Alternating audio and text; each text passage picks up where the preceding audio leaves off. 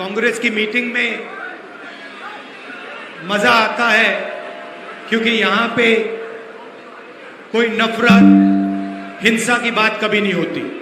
हमारे जो कार्यकर्ता हैं वो नफरत के बाजार में मोहब्बत की दुकान खोलते हैं, देश को जोड़ने का काम करते हैं। जहां भी जाते हैं हमारे कार्यकर्ता कांग्रेस पार्टी के लोग लोगों को जोड़ते हैं, भाईचारा फैलाते हैं, मोहब्बत की बात करते हैं और हम सब की रिस्पेक्ट, सबका आदर करते हैं, हर जात का, हर धर्म का, हर भाषा का, सबकी इज्जत करते हैं। आप देखिए मैं यहाँ आया और सबसे पहले मैंने जो हमारे सीनियर नेता हैं उनके नाम लिए, आपका नाम लिया। बीजेपी की मीटिंग देखिए, नरेंद्र मोदी जी आते हैं, किसी नेता का नाम नहीं लेते। जैसे मैं सिद्धरमैया जी का नाम लेता हूँ, डीके शिव कुमार जी का नाम लेता हूँ, खारगे जी की बात करता हूँ, वैसे मोदी जी किसी नेता की कभी बात नहीं करेंगे। बोम्मई जी, येदियुरप्पा जी का नाम तक नहीं लेते, जैसे वो है ही नहीं। कर्नाटक का हर व्यक्ति पूछ रहा है कि नरेंद्र मोदी जी अपने जो नेता हैं उनका नाम कभी क्यों नहीं लेते। जैसे यहाँ पे आपके बीजेपी के होम मिनिस्टर लड़ रहे हैं, सब इंस्पेक्टर स्कैम में दबा के भ्रष्टाचार हुआ, नरेंद्र मोदी जी कर्नाटक के होम मिनिस्टर का नाम कभी नहीं लेते। इसके दो कारण हैं। एक कारण है कि नरेंद्र मोदी जी सिर्फ नरेंद्र मोदी जी की बात करते हैं। जैसे कर्नाटक में चुनाव हो रहा है, बाकी लोग कर्नाटक की जनता की बात कर रहे हैं, विकास की बात कर रहे हैं, भ्रष्टाचार की बात कर रहे हैं। नरेंद्र मोदी जी आके कर्नाटक के चुनाव में सिर्फ नरेंद्र मोदी जी की बात कर रहे हैं। कर्नाटक की सरकार ने पिछले 3 साल में क्या किया उसके बारे में प्रधानमंत्री एक शब्द नहीं बोलते। तो मैं प्रधानमंत्री से पूछता हूं, ये जो आपकी सरकार है, चोरी की सरकार है। 3 साल पहले ये सरकार बीजेपी ने चोरी की, लोकतंत्र को नष्ट करके चोरी की। इसके भ्रष्टाचार के बारे में प्रधानमंत्री एक शब्द क्यों नहीं बोलते?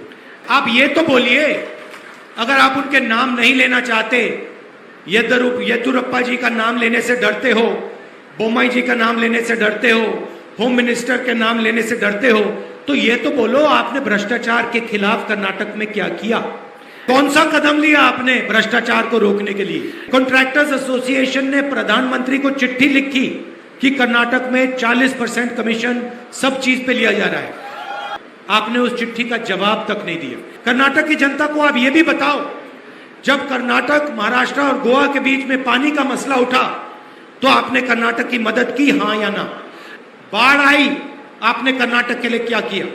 और जब कर्नाटक का टैक्स का पैसा कर्नाटक को नहीं दिया जा रहा था, कम पैसा दिया जा रहा था, तो आपने कर्नाटक के लिए क्या किया? अच्छा, कर्नाटक की बात छोड़िए, यहां की बात करते हैं। यहां जो लोग खेती करते हैं, इसलिए उनकी जमीन नहीं दी जा रही है, उनके बारे में आपने क्या किया? यहां पे जो Visvesvaraya iron and steel plant था, उसके बारे में आपने क्या किया? जब आपके ही नेताओं ने इस प्लांट के बारे में बोला, आपने कहां मदद की, कैसे मदद की, ये बताइए। भाइयों और बहनों, ये नरेंद्र मोदी जी के बारे में चुनाव नहीं है। ये चुनाव आपके भविष्य का, आपके बच्चों का, आपके युवाओं का, माताएं बहनों का चुनाव है। ये कर्नाटक का चुनाव है। इसमें सबसे जरूरी मुद्दे भ्रष्टाचार, महंगाई और बेरोजगारी है। और पिछले 3 सालों भ्रष्टाचार में बीजेपी ने वर्ल्ड रिकॉर्ड तोड़ दिया है। 40%, हर काम में 40% भ्रष्टाचार इन्होंने किया है। नोटबंदी और जीएसटी ने पूरे देश में बेरोजगारी फैला दी है। सारे के सारे छोटे व्यापारी, स्मॉल और मीडियम बिजनेस वाले सारे के सारे बंद हो गए। हिंदुस्तान के इतिहास में पहली बार किसान को टैक्स देना पड़ रहा है।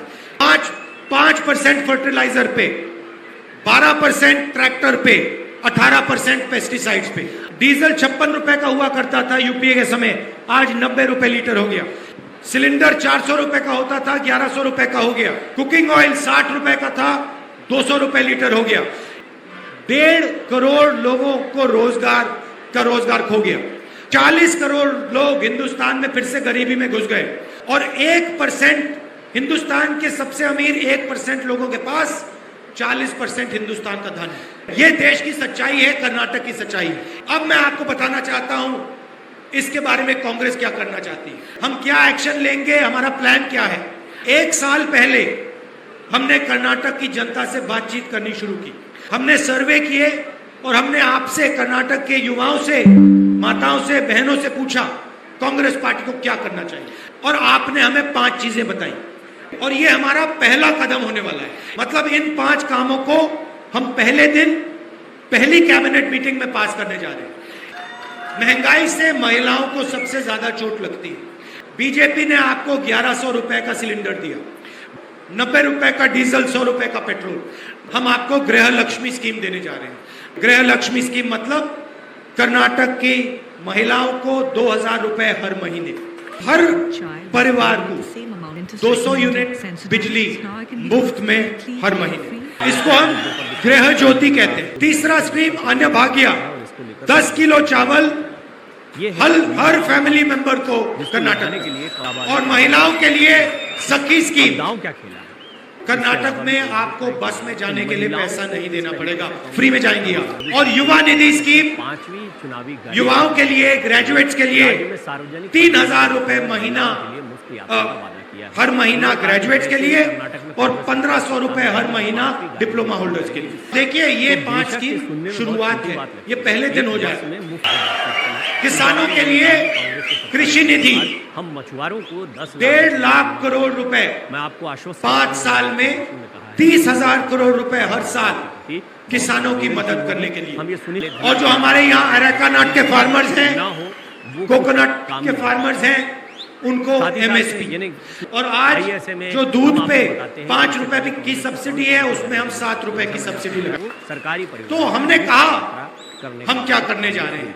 अब देखिए, इसके पहले भी प्रधानमंत्री यहाँ आते हैं और अपनी बात करते हैं, कहते हैं कि कांग्रेस मेरे ऊपर हर महीने 91 बार आक्रमण की है।